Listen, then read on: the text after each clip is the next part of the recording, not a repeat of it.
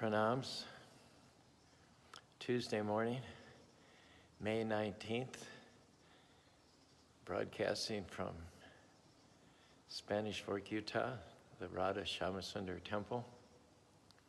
Before we presume to say anything regarding the absolute truth, good morning, go into Dave. Good morning, Thomas.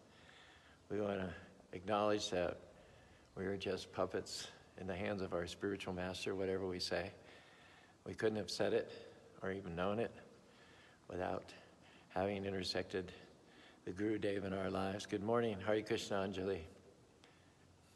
Om Ganati Marandasya Gana Gana Sarakya Chaksurun Miritam Yena Tajmai Sri Gurave Namaha Sri Chaitanya Manobhistam Stapitam Yena Bhutare Sayam Rupa Karamayam Tarati Swaparantikam Vandeham Sri Guru Siyata Parakamaram Sri Gurun Vaishnavam Scha Sri Rupam Sagadatam Sahagana Raganatam Vitam Stam Sajevam Sadvaitam Savadutam Parijana Saitam Krishna Chaitanya Devam Sri Radha Krishna Padan Sahagana Radhita Shri Vishakan Vitam Scha Nama Om Vishnu Paraya Krishna Pastaya Bhutare Srimati Bhaktivedanta Swami Tanamane Namaste Saraswati Deva Guruvani Pachari Nirvishesa Sanyuvari Paskata Desana Sri Krishna Chaitanya Prabhu Nityananda Shri Advaita Gadadhar Srivasari Gaur Bhaktavinda Hare Krishna, Krishna Krishna, Hare Hare, Hare Ram, Ram Ram, Hare Hare. Good morning, Divya Dristi from Hawaii and Manasa Ganga, as well as the ones that joined us earlier. Yesterday we talked about a very important verse, a very often quoted verse by Srila Prabhupada, one that's crucial, understanding the nuances of Vaishnava philosophy, the practice of Bhakti Yoga. Vedanti tat bambiras tat bamyajgyanamavin brahmiti paramatmati bhagavat iti sabdyate. This is the 11th verse in the 2nd chapter of the 1st canto. Translation is, once again, this is our 2nd day on this verse. Learned transcendentalists who know the absolute truth call the non-dual substance Brahman, Paramatma, or Bhagavan. We talked about this verse in the Bhagavad Gita, 7th chapter, 27th verse. Right, Anjali? That's our verse for yesterday. Icha dvesha samutena dvanve mohinam bharata sarva bhutini samaha sargi yanti parandapa. What keeps us in this material world, according to Lord Sri Krishna, who created this material world and from whom we are emanations, sparks, like sparks from the fire. Krishna says that all living entities are born into delusion. That means if you're born in this material world, you made a wrong turn somewhere because you are spirit, eternal part and parcel of the Lord. Your home is in Parabhyam, the spiritual world. So it means if you took birth somewhere or other, you made a wrong turn or a wrong choice somewhere. Just like if you wake up one morning, you find that as you open your eyes, you're seeing 3 walls and some bars, and you're wearing an orange suit that says county jail. It means you can pretty much figure out that you made a series of wrong choices or wrong turns somewhere.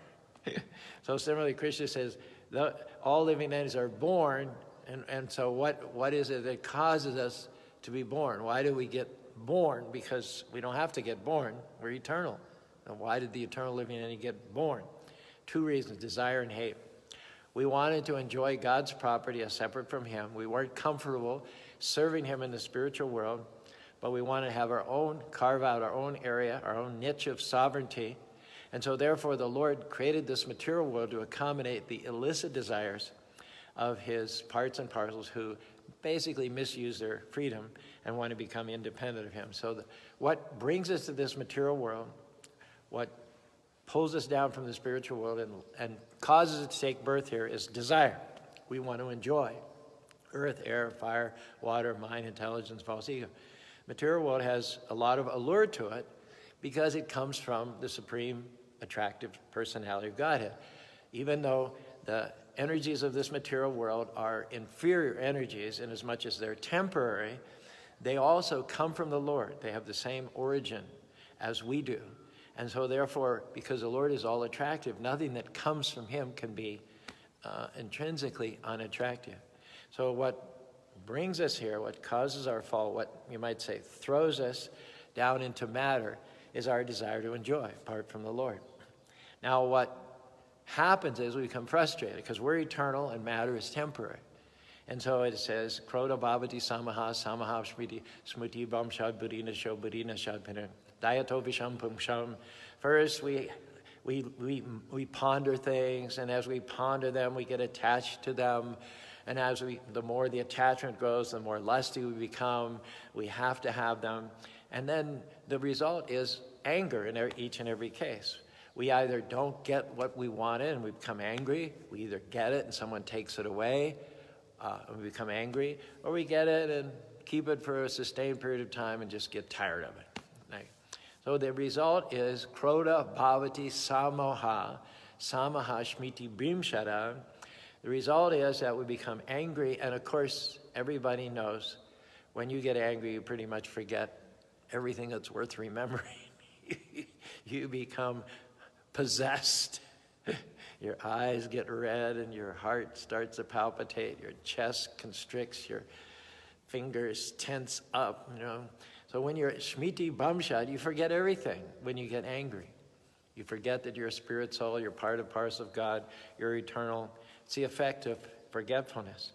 And so when you become frustrated about trying to enjoy, when your desires are stunted or thwarted, then one wants to renounce desire and hate. First, one desires to enjoy the material energy, and then when one realizes that one cannot enjoy it, then one renounces it, which is another way of saying that translates into hate.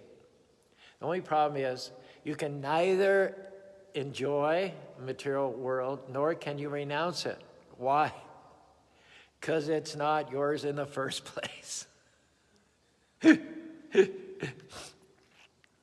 example is given. There's a wallet with money in it lying beside the road. So the illicitly minded person, compared to the false enjoyer or the fruitive worker, comes along, looks right and left. The wallet just came. He doesn't consider there was an owner, someone who's upset at having misplaced it. He just thinks that, well, because this wallet is lying here with some money in it, it's mine. It's automatically mine by default. So he takes it. It's another's property. Never occurs to him. So that's a criminally minded false enjoyer in this material world. And then a better quality person who is compared to the monist or the impersonalist, who has basically rejected the process of enjoyment in favor of the process of renunciation or denying. This better caliber person will come along and realize that it's only trouble, it's only complications, it's only going to create convolution if I pick this up and put it in my pocket. So he leaves it, knowing that it's a problem and somebody else has proprietorship over this. So one person steals it and one person leaves it, but the real gentleman, who is compared to the devotee, comes along, sees the wallet, opens it up, sees if there's an identification, a driver's license, a cell phone number, and does his level best to try to return it to the owner.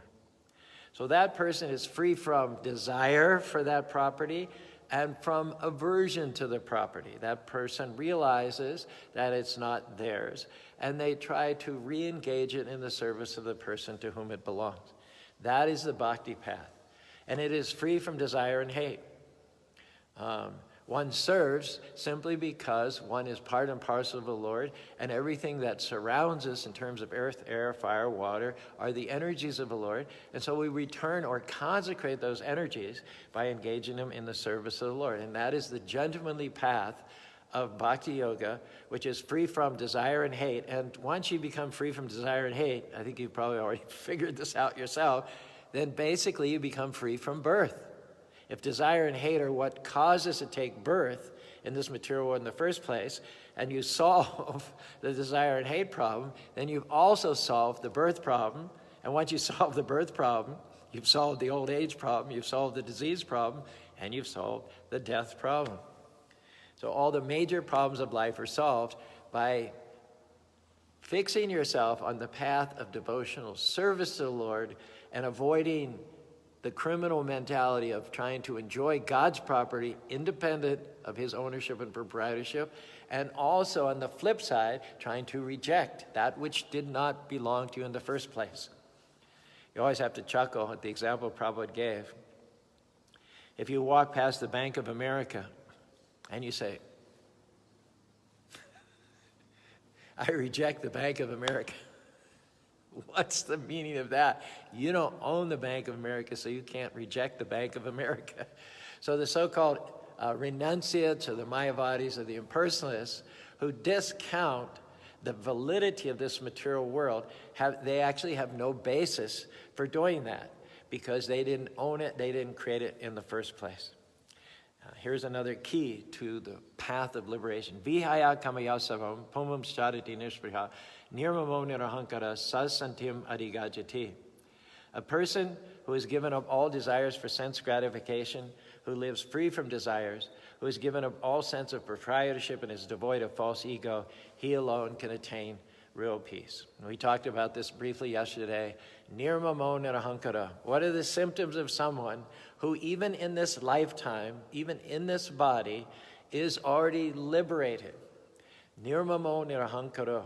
They never speak in terms of I and mine. To the contrary, those who always speak in terms of I and mine are bound by the chains of this material world.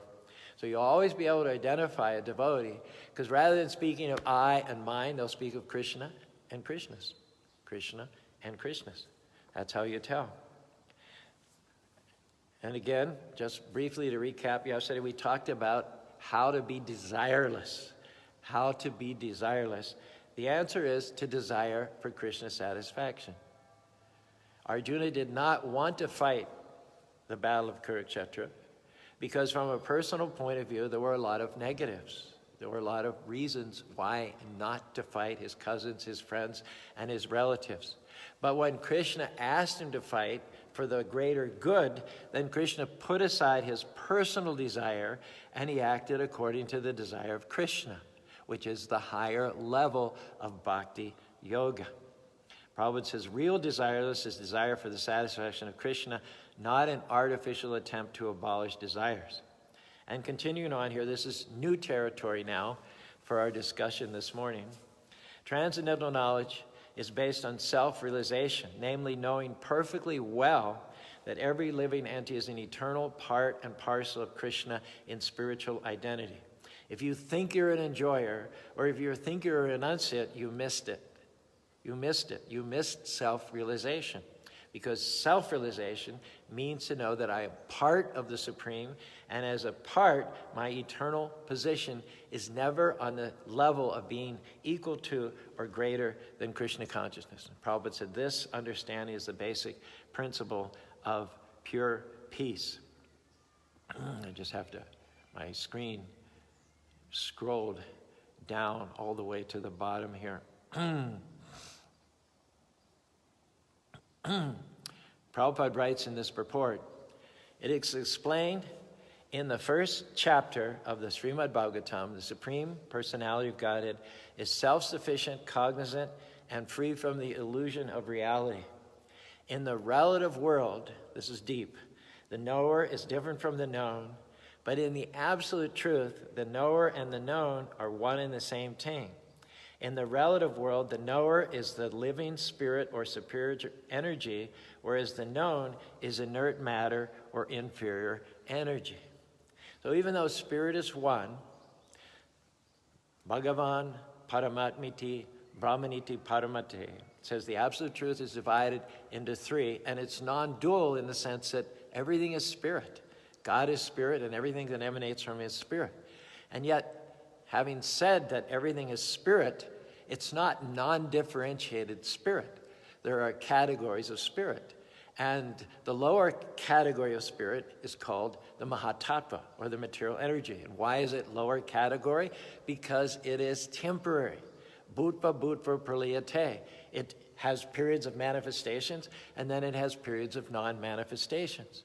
And then slightly higher than the material energy are the jivas, the living entities, you and I.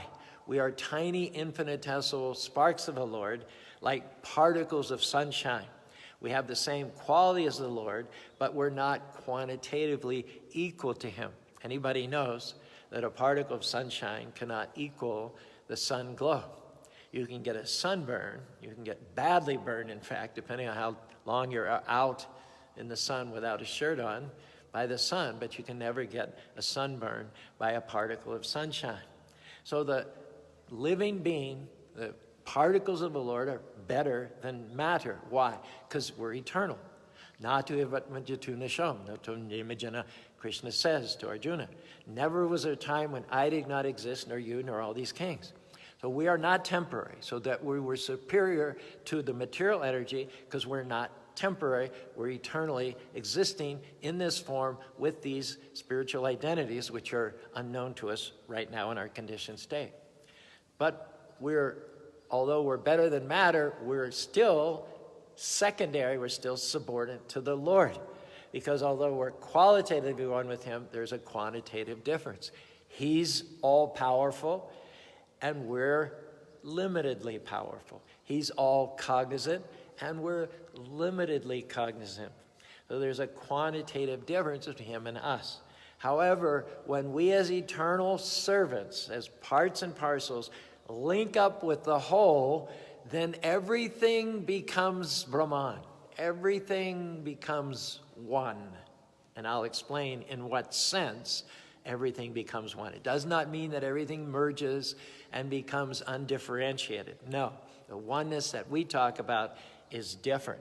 What makes the served and the server, what makes the knower and the known one is the service.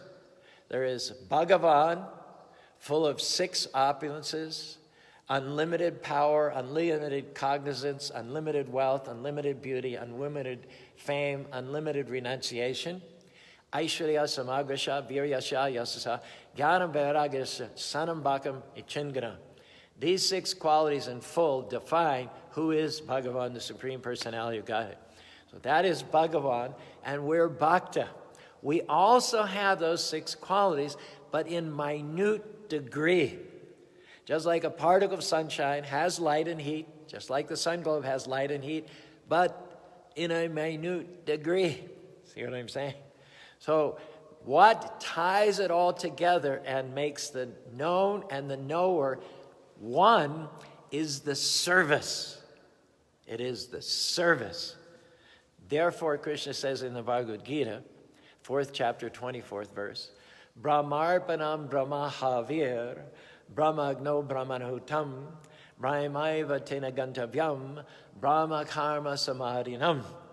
A person who is fully absorbed in Krishna consciousness is sure to attain the spiritual kingdom because of his full contribution to spiritual activities in which the consummation is absolute and that which is offered is of the same spiritual nature.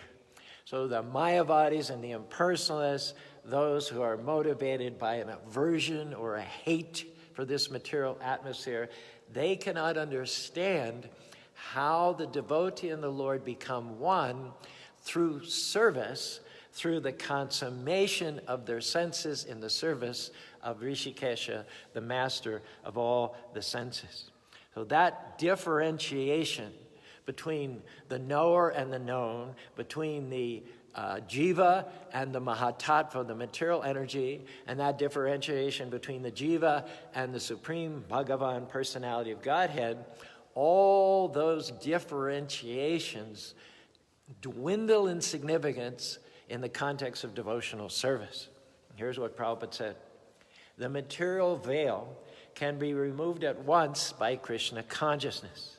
Thus, the offering for the sake of Krishna consciousness, the consuming agent of such an offering or contribution, the process of consumption, and the contributor and the result are all combined together, Brahman, or the absolute truth.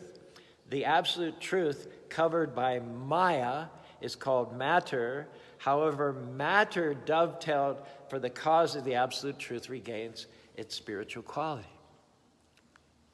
So matter comes from God. Devi Yashagunami Matamaya Daratya. It has the same origin, matter has the same origin that we do as Atmas, individual, infinitesimal living beings, okay?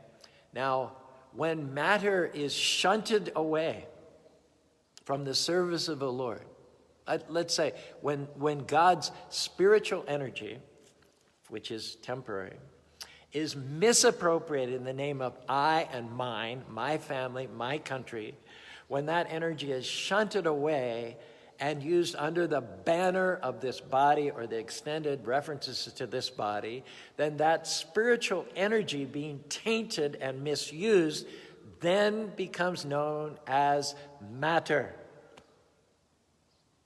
So you see the remedy, don't you, already? I know I'm speaking to a really sharp audience out there, right? So if the spiritual energy of the Lord becomes known as matter when it's tainted or misused, then when we resume, we re-engage that energy in the service of the Lord, then Prabhupada says it regains its spiritual quality. Actually, it never lost its spiritual quality, but we, in the course of misusing it, it became known as matter. We're living in a state, Utah, which is predominantly Mormon. And just interacting with Mormons over 35 years, I've known that a very important concept for them is the concept of consecration. And what does consecration means? Consecration starts with the recognition that everything comes from God, that everything's owned by God, and everything needs to be recycled, you might say, or used to honor him, used in his service. That way there's no matter. Nothing ever detours or deviates into what we call the material realm. That when you get something and you use it in Krishna's service, then it retains its spiritual quality. And this is the oneness that we're talking about. Not that Atma and Mahatat, not that the material energy and the Jiva and the Supreme Lord all become merged and differentiated. No, we recognize that there's a non-dual aspect, that everything is spirit, and as such, the oneness means that we as spiritual beings use God's spiritual energy in the spiritual service of the Supreme Spirit. And there's no room for matter there. There's no room for matter. In this sense, a devotee is one with God. But it doesn't mean, like the impersonalists would have us believe, that we become non-differentiated. It doesn't mean that we become God, but that we realize we're spirit, God's spirit, his service is spirit, and this material world is spirit. And so basically, when you're fully in Krishna consciousness, when you see that everything belongs to God, when you see that inasmuch as God is the origin, then there is nothing but God. There's nothing else. And one who is a pure devotee sees nothing else but God. There may be categories, but nevertheless, it's all one. There's nothing but God. And Rupa Goswami described the functioning principle of such devotees. Anashaktasya bhishyam yataram upayanjata nirbandha Krishna sambandhe yukta vairagam uchate. Prabhupada says here, Krishna consciousness is the process of converting the illusory consciousness into Brahman, or the Supreme. In that condition of spiritual consciousness, the contributor, the consumption, the performer or leader of the performance, and the result or ultimate gain, which is the satisfaction of Krishna, becomes one in the absolute Supreme Brahman. That is the method of Krishna consciousness. Continuing on with Prabhupada's words, there is a duality of inferior and superior energy, whereas in the absolute realm, both the knower and the known are of the same superior energy. There are three kinds of energies of the supreme energetic. There is no difference between the energy and the energetic, but there is a difference of quality of energies. That's what we're talking about. The absolute realm and the living entities are of the same superior energy, but the material world is inferior energy. The living being in contact with the inferior energy is illusioned, thinking he belongs to the inferior energy. Yashatma buddhi kunapi tridahatuke. Therefore, there is a sense of relativity in the material world In the absolute world, there is no sense of such difference between the knower and known, and therefore everything there is absolute. And here's where Prabhupada brings it all together and explains the difference between the Vaishnava, the Bhakta oneness, and the impersonal oneness. To the impersonal, oneness means that you become God. Being frustrated in your illicit desire to independently enjoy the property of God, you want to become one with God. And that is just another version of your wanting to enjoy. You couldn't enjoy separate and independently, so you've given up your independence, but now you want to become one with God so that you can enjoy on that level. However, Vaishnava oneness is quite different. Prabhupada says, Vaishnava oneness is to become one in purpose with the Lord. Vaishnava oneness is to have no separate interest, and therefore there's no conflict between what we want and what God wants. Prabhupada gave the example of the compass. You know, in geometry, you were always issued a compass, and it had one needle-like point, and then you could expand it out, you could spread it out to make different circumferences, different diameters. Could be half an inch, could be 1 inch, could be 2 inches, whatever you want. Stick the point in and then draw a circle. Now, in a self-centered society where everyone puts their desires as paramount, that means the center where you put the needle is always changing. So the circles that you draw with changing center points are always clashing. They're always coming into conflict. But you keep the same center point, and every circle is concurrent. This is oneness. Oneness of purpose. One God, one scripture, one activity. Bhagavan is God, Bhagavad Gita is the scripture, the activity is bhakti.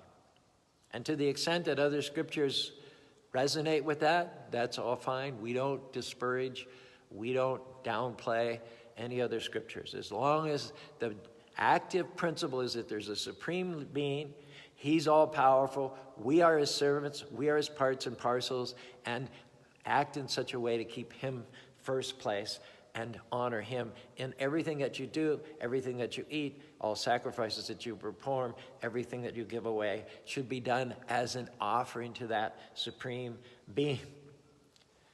Prabhupada gave the example, if I say, give me milk, and you say, give Caru milk, is it not oneness? Is it not the same thing? So Krishna says in Bhagavad Gita, Sarva Dharman Parijagya Mam Ekam Saranam Bhaja. Surrender unto me, and I will protect you from sinful reaction. Do not worry. So how do we know that somebody is one with Krishna? Not that someone is claiming to be God or claiming to be Krishna. No. Prabhupada, in fact, quipped one time. He said, if someone claims to be God, they are not G-O-D, they are D-O-G. They are dog, not God. How do we know that someone is truly one with Krishna in bhakti? They echo the same words that Krishna said.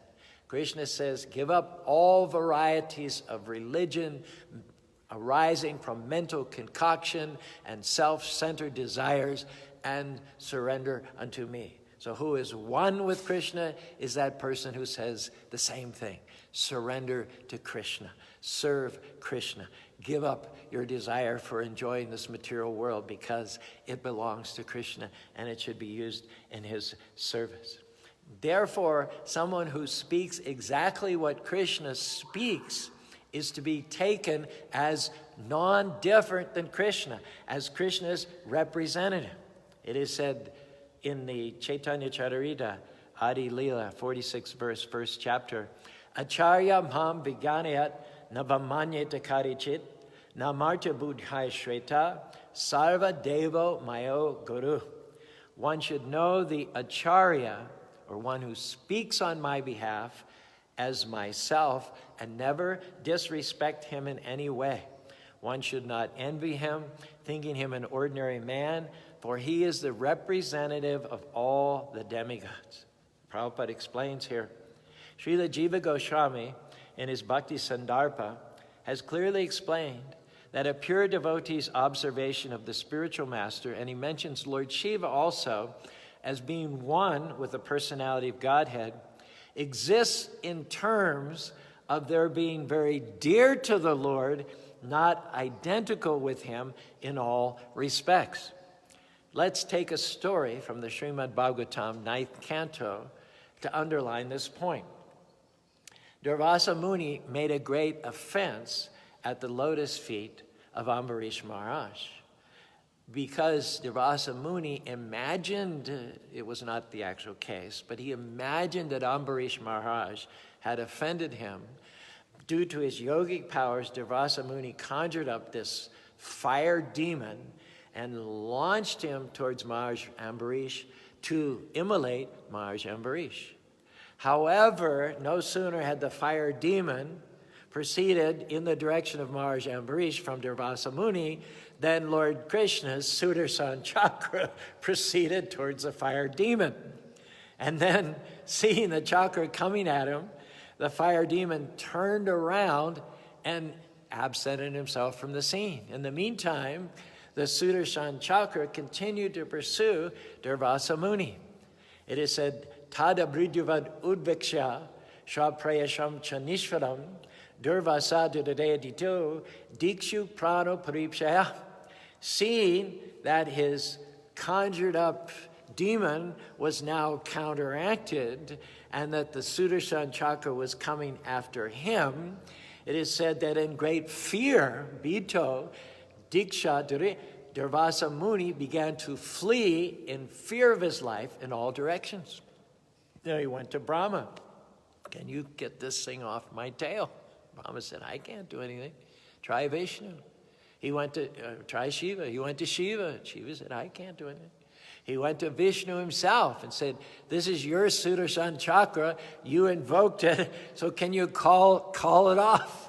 And Vishnu said, no, actually, I cannot do anything either. This happened because you offended a devotee of mine. And when a devotee is offended, then I have no independent ability to grant you a pardon. The only way you can get a pardon is through my devotee. Why? Aham bhakta paradina hiyashatanti vajuja sarabhya gasadira drashtir.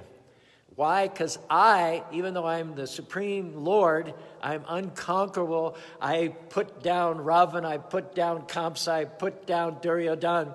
Even though I put down all these demons, one after another, Hiranyaksha, Hiranyakashipu, I am conquered by the love of my devotees. I am offended more by an offense made to my devotee than by someone who directly offends me. This is oneness. This is how the devotee becomes one with the Lord, because of the Lord's protection, because of the Lord's affection, and because of the Lord's love for that devotee. You take more risk offending a devotee than you do offending the Supreme Personality of God in himself. And therefore, Lord Vishnu says, you have to go to Ambarish himself and ask his pardon if you want to get my Sudarshan chakra off your back. And Prabhupada continues here.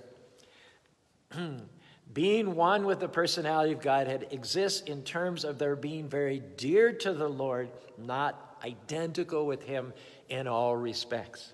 Following the footsteps of Sri Raghunath Das Goswami and Srila Jiva Goswami, later acharyas like Srila Vishwanath Chakravarti Thakur have confirmed the same truths.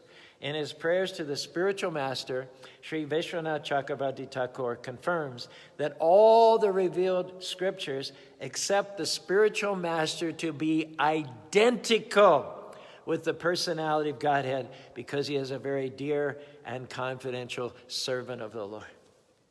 How is this in another way illustrated in the Bhagavad Gita? 10th chapter, 15th verse.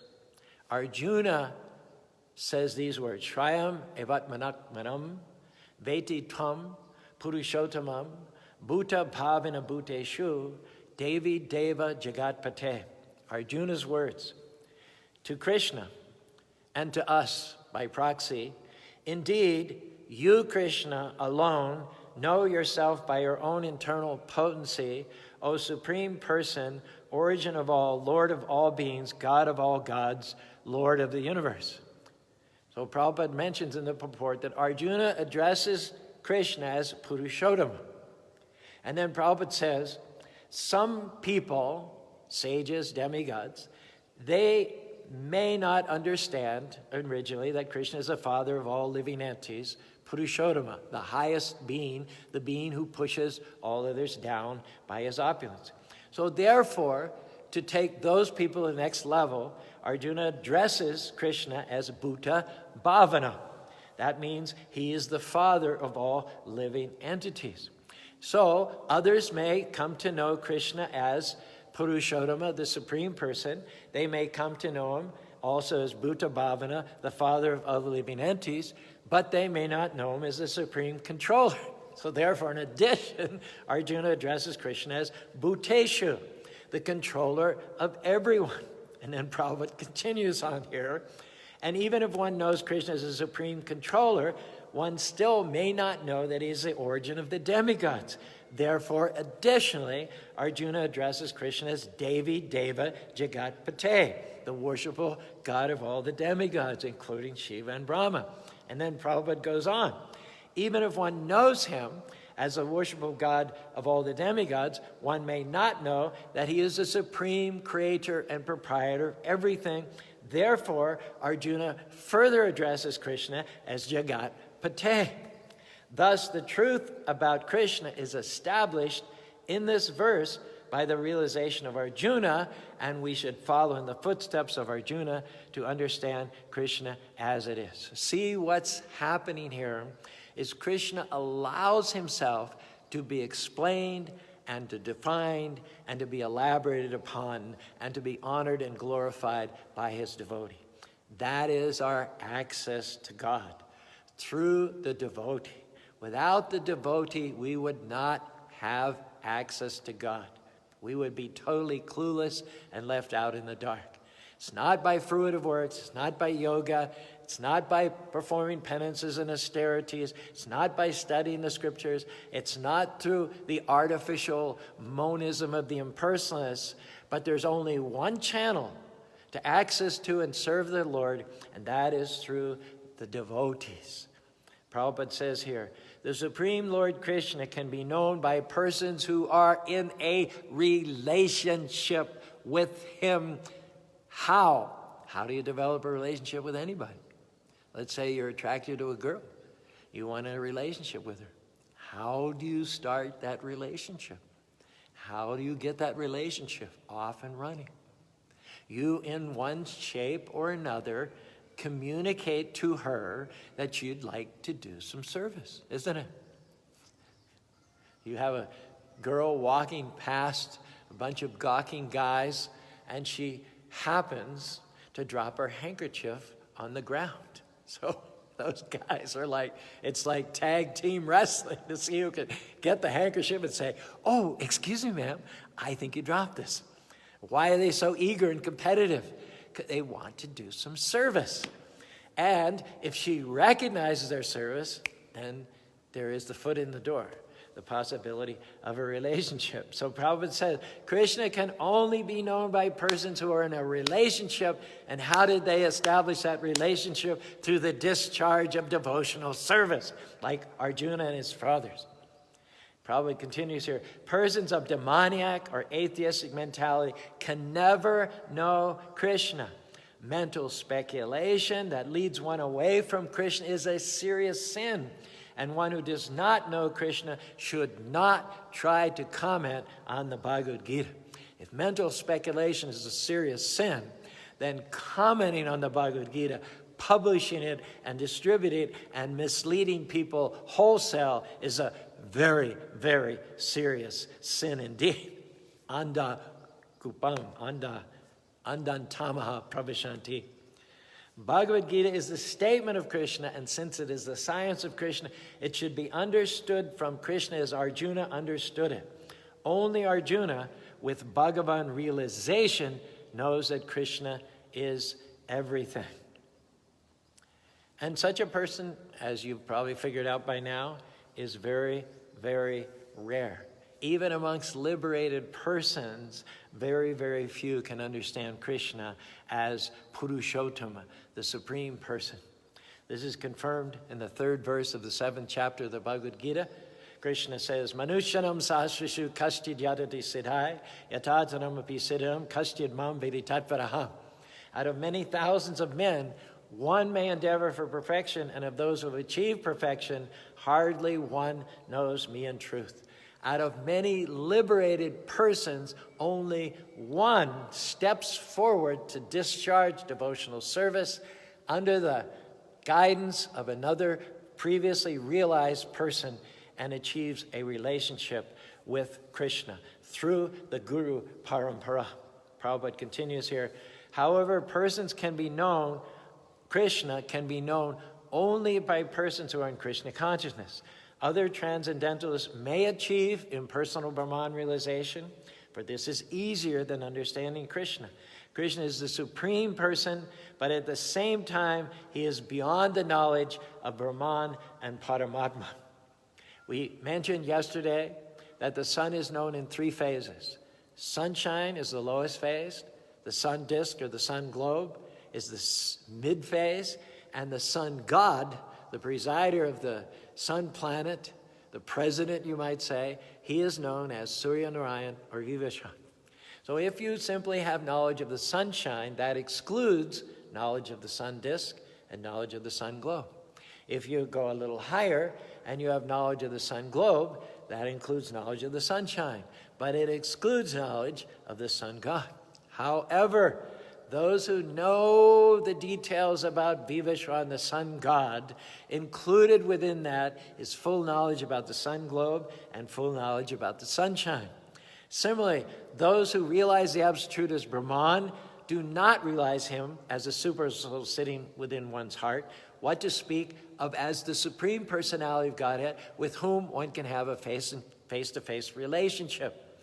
If on a little higher level, as a yogi, one can realize that the Lord is seated within the heart of every living being, upadrashtanamarta cha, bharta bhakta, paramatmiti chapiyuksho, dehishmin purusha paru. Then there are great benefits. One sees Krishna everywhere and everything in the hearts of all living beings. And that also includes the Brahman realization as well. But it excludes knowledge of Bhagavan. The Supreme Personality of God, it is full in 6 opulences. But he who is a devotee, who realizes the Lord as Bhagavan, realizes the Paramatma feature and realizes the Brahman feature as well. And Prabhupada says here, it is not possible for the Brahman realized impersonalist or the Paramatma realized yogi to understand Krishna as the Supreme Personality of Godhead, as the son of Mother Yashoda or the charioteer of Arjuna.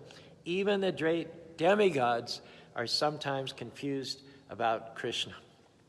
So let's leave you hanging right there on this Tuesday morning, and with the promise that tomorrow we'll come back and we'll discuss how it is that even great demigods like Lord Brahma and Lord Shiva cannot understand the powers of Krishna. And here's a little further teaser. We're also going to mention tomorrow that even Krishna can't reach the end of his powers. What to speak of big demigods like Lord Brahma, Lord Shiva, Ananta Shesha with his thousands of mouths. Even Krishna himself can never really come to the end of his unlimited, ever-expanding powers. So we'll reserve that discussion for tomorrow, which will be our 3rd day on the 11th chapter, 11th verse, 2nd chapter of the 1st canto, Srimad Bhagavatam, Vedanti tat tatpam vidas tatpam yasgyanam brahmiti paramakmiti bhagavaniti sabjate. Now I'm recording these on my phone, and so because the screen is very small, I can only see your name and just a few of those. And if you ask a question or make comment, I only see like the first 3 words, and then I can't see the rest. So I would love to answer your questions. I would love to take your questions, but I don't see a way to do it live as long as I'm recording on my phone. But if you want to type your questions into the comments area, I'll be more than happy to either type a short answer back in text form sometime in the next 24 hours, or if it's on point, I'll be glad to discuss it elaborately tomorrow when we reconvene at 7:30 Wednesday morning, May the 20th. So either option is available to you. I would love the give and take of questions, just can't figure out how to do it on this tiny screen here. But those are two options that you can pursue if you think there's some assistance that I could be in resolving questions that you might have. In the meantime, right now I'm looking at Russell, Carlos, Donnell, Willie, and so many others have come and gone in the course of the discourse. And I can't tell you how delighted and pleased I am and honored, in fact, that with all the options that you have available to you out now, that you've chosen to spend the whole of, or at least part of the last 45 minutes with Caru Das. Thank you very much. We'll be back tomorrow. Hare Krishna, Krishna Krishna, Hare Hare, Hare Rama, Rama Rama, Hare Hare.